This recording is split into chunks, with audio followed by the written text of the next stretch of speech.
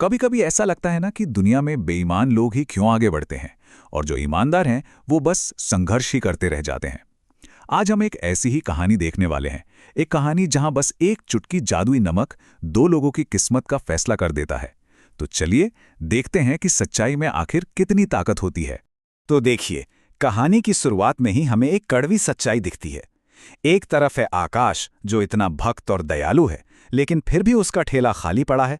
और दूसरी तरफ, सड़क के ठीक उस पार, सूरज अपनी बेईमानी से बनी दुकान में ग्राहकों की भीड़ का मजा ले रहा है। मतलब एक ऐसी दुनिया जहां ईमानदारी का कोई इनाम मिलता नहीं दिख रहा, कम से कम अभी के लिए तो बिल्कुल नहीं। चलिए आपको ले चलते हैं ढोलकपुर की हलचल भरी गलियों में। यहीं पर हमारा किरदार आकाश मिलता है, जो अपने समोसे के ठेले पर खड़ा है। वो सिर्फ एक समोसे वाला नहीं है, वो शिव का बहुत बड़ा भक्त है। और उसका दिल इतना बड़ा है कि जो भी थोड़ी बहुत कमाई होती है उससे भी वो भूखों को खाना खिलाता है। लेकिन जैसा कि अक्सर होता है, उसका ये सोने जैसा दिल उसे अमीर नहीं बना पा रहा था। और उधर सड़क के उस पार है सूरज की दुकान, सफलता का एक चमकता हुआ बोर्ड, जो असल में सस्ते मिलावटी समोसों की नींव पर खड़ा है। हर रोज आकाश को यह देखने पर मजबूर होना पड़ता था कि कैसे बेईमानी को इनाम मिल रहा है, जबकि उसकी अपनी ईमानदारी उसे गरीबी की ओर धकेल रही थी। कहते हैं ना, हर सिद्धांत की एक कीमत होती है। और अब आकाश अपनी ईमानदारी की कीमत चुकाने के बहुत करीब था। वो एक ऐसे मोड़ पर पहुंच रहा था जहां उसकी आस्था और उसका धैर्य दोनों की बहुत बड़ी परीक्षा होने वाली थी। जरा सोचिए, आकाश की जगह पर होकर उसकी पत्नी गरीबी की वजह से उसे छोड़कर चली गई है, जेब में एक भी रुपया नहीं है। और ठीक तभी एक ऑफर मिलता है, एक आसान रास्ता, बस थोड़ी सी बेईमानी करनी होगी। आकाश के लिए ये उसकी जिंदगी का सबसे मुश्किल, सबसे निचला दौर था। और मानो इतना काफी नहीं था, सूरज खुद दुकान में आता है और आकाश के ठीक सामने बड़े घमंड से मिलावटी आटा मांगता है। ये सिर्फ एक खरीदारी नहीं थी, एक तरह का ताना था, एक क्रूर संदेश कि इस दुनिया में तो भाई बेईमानी का ही बोलबाला है। लेकिन ठीक इसी पल में, जब सब कुछ गलत हो रहा था, आकाश का असली चरित्र सामने आता है। वो साफ मना कर देता है, कहता है, मेरे ग्राहक तो मेरे लिए भगवान जैसे हैं, मैं उन्हें धोखा नहीं दूंगा। ये सिर्फ एक ना नहीं थी, ये तो उसकी आत्मा की आवाज थी। और बस यही वो पल था जब सब कुछ बदलने वाला था। जब उम्मीद की कोई किरण नहीं बची, तो आकाश ने वही किया जो हम में से कई लोग करते हैं। उसने ऊपर वाले को याद किया। उसने पूछा, हे महादेव, ये कैसा न्याय है? और ऐसा लगता है जैसे किसी ने उसकी पुकार सुन ली थी, क्योंकि अब एक चमत्कार होने वाला था। और फिर अचानक से कहीं से एक साधु प्रकट होते हैं।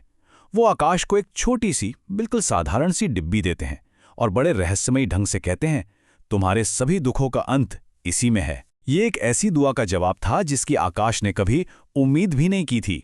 उस डिब्बी में था नमक, लेकिन ये कोई मामूली मसाला नहीं था।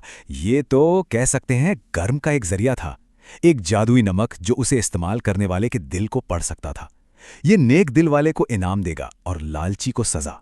असली ताकत नमक में नहीं थी, बल्कि उसे इस्तेमाल करने वाले की नीयत में थी।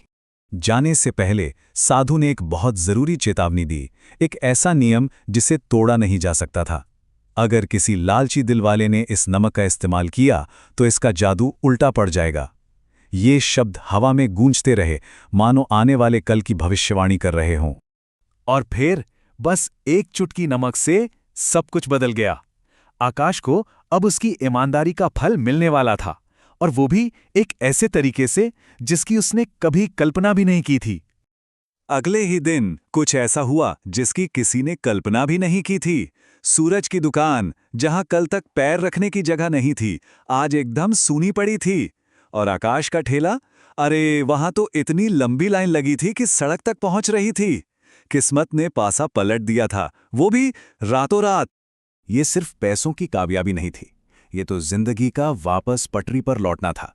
उसकी पत्नी घर वापस आ गई, पूरे गांव में उसका नाम इज्जत से लिया जाने लगा, और सबसे बड़ी बात, वो अब भी अपनी ईमानदारी पर टिका हुआ था। उसने सब कुछ पा लिया था, और वो भी बिना अपने सिद्धांतों से कोई समझौता किए। लेकिन कहते हैं ना, सफलता की रोशनी के साथ अक्सर ईर्ष्या का साया भी आता है। सड़क के उस पार सूरज अपनी खाली दुकान से सब देख रहा था। उसका दिल कड़वाहट से भर गया था। वो आकाश की कामयाबी का राज जानने के लिए अब कुछ भी करने को तैयार था। अपने लालच में अंधा होकर सूरज ने जासूसी का सहारा लिया, और जब उसके नौकर ने उसे जादुई नमक की कहानी बताई तो सूरज को लगा जैसे उसे कोई खजाना मिल गया है। वो ये नहीं समझ पाया कि असली जादू नमक में नहीं बल्कि आकाश के दिल में था।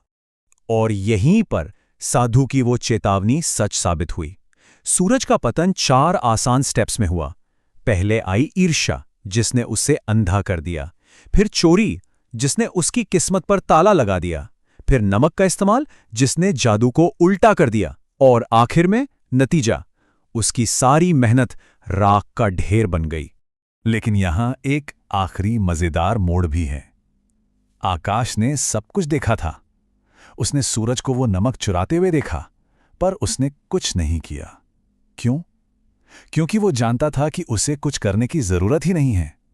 उसे साधु के शब्दों पर पूरा यकीन था। लालच खुद ही अपनी सजा बन जाएगा। तो अंत में आकाश को उसकी ईमानदारी का इनाम मिला और सूरज को उसके लालच की सजा। ये कहानी हमें एक आखिरी सवाल के साथ छोड़ जाती है। क्या अच्छाई अपना जादू खुद पैदा करती है, या फिर वो बस सही वक्त का इंतजार करती है जब उसे उसका इनाम मिले? इस पे सोचिएगा जरूर।